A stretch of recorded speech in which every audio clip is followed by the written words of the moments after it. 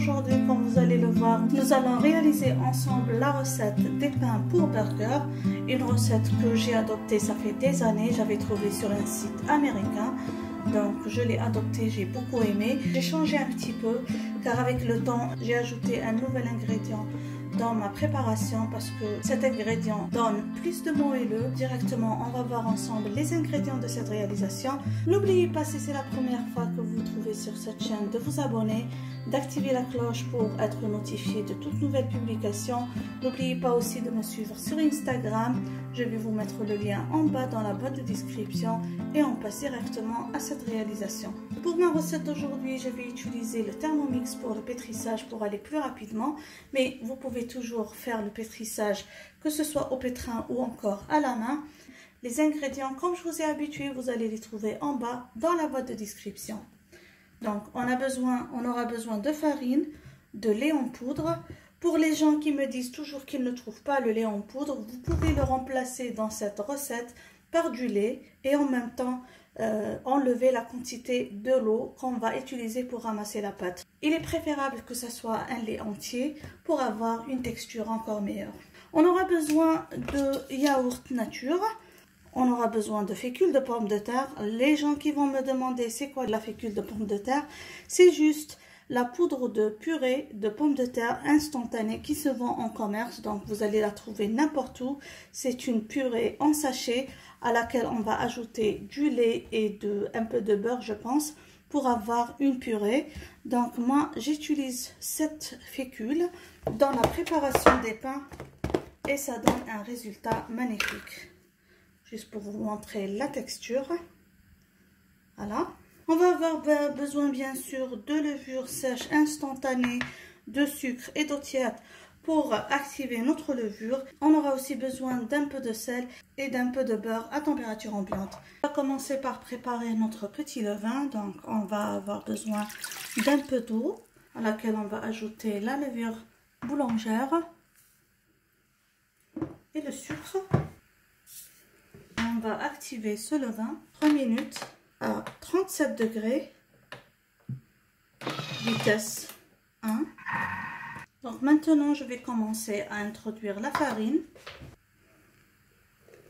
Comme je vous ai dit, les quantités vous allez les trouver en bas dans la boîte de description. Bien sûr, je vais vous mettre une quantité d'eau, mais je vous conseille toujours d'adopter l'eau à la qualité de la farine parce qu'il y a une farine qui absorbe, il y a une farine qui absorbe moins. Il se peut qu'avec la quantité que je vais vous donner, vous allez avoir besoin de moins d'eau ou encore de plus d'eau. On ajoute le sel, du lait en poudre, la fécule de pommes de terre et au final le yaourt nature. Alors moi je pèse avec ma balance du Thermomix. Là, on va lancer un pétrissage de 2 minutes pour ramasser la pâte et on va voir si on va avoir besoin d'ajouter encore plus d'eau ou non. Donc, je vais faire un pétrissage 2 minutes.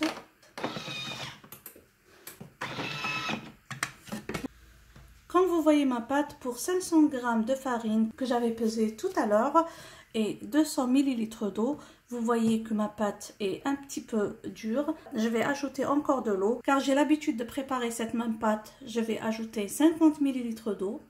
Mais je vous conseille, si vous ne connaissez pas la qualité de votre farine, introduisez cette quantité d'eau par petite quantité tout en pétrissant jusqu'à avoir une texture qui vous convient.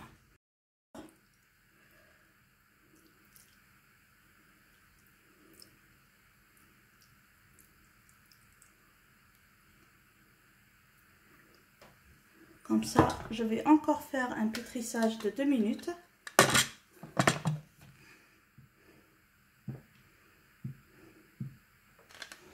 Donc, on revoit encore une fois la pâte. Comme vous voyez, elle est bien meilleure.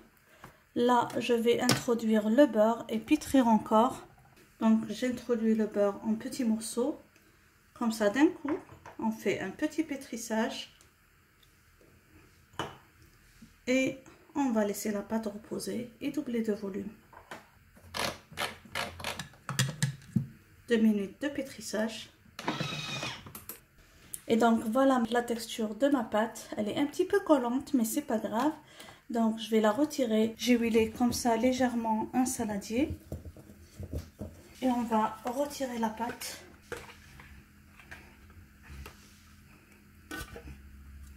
Très très belle pâte comme vous voyez.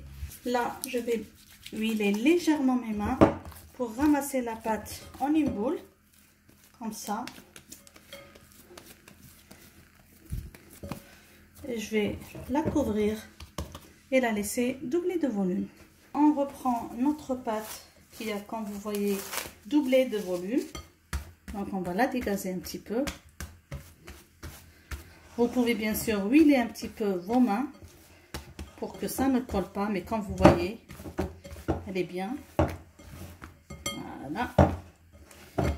Là, je vais la placer sur un espace un petit peu fariné, comme ça.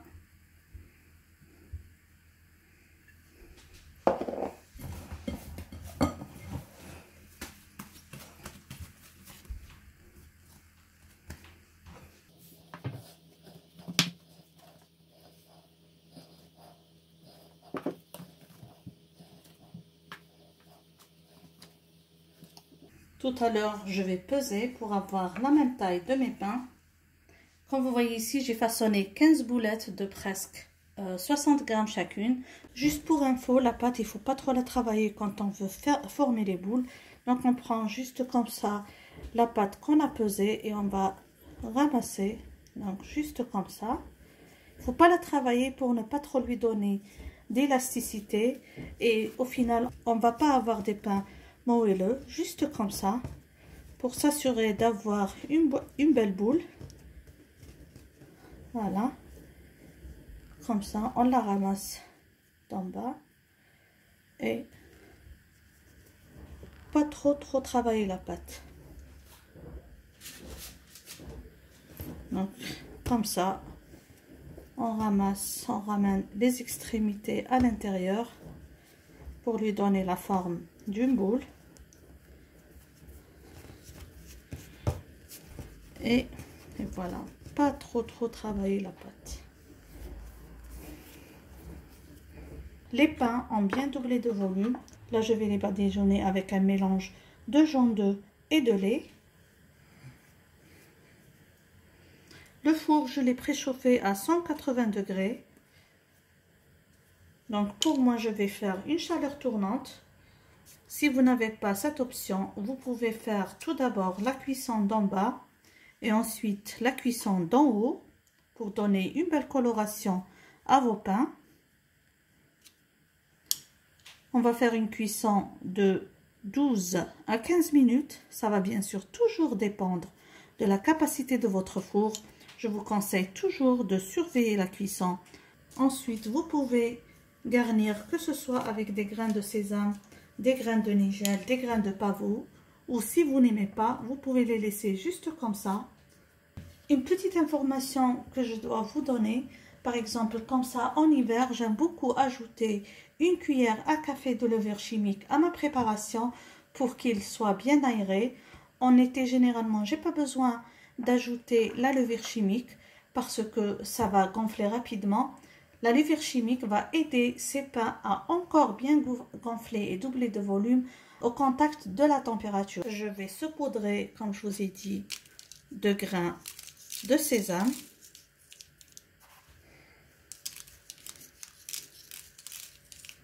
Et au four pour 12 à 15 minutes. Voilà mes pains à la sortie du four.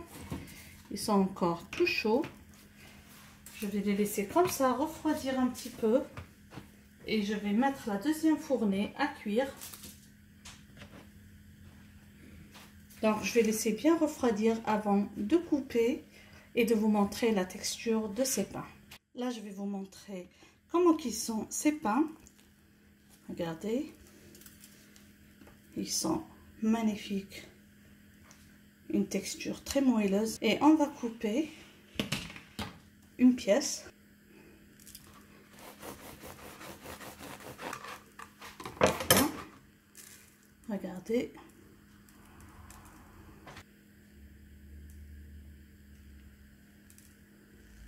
J'espère mes amis que vous avez aimé la recette d'aujourd'hui.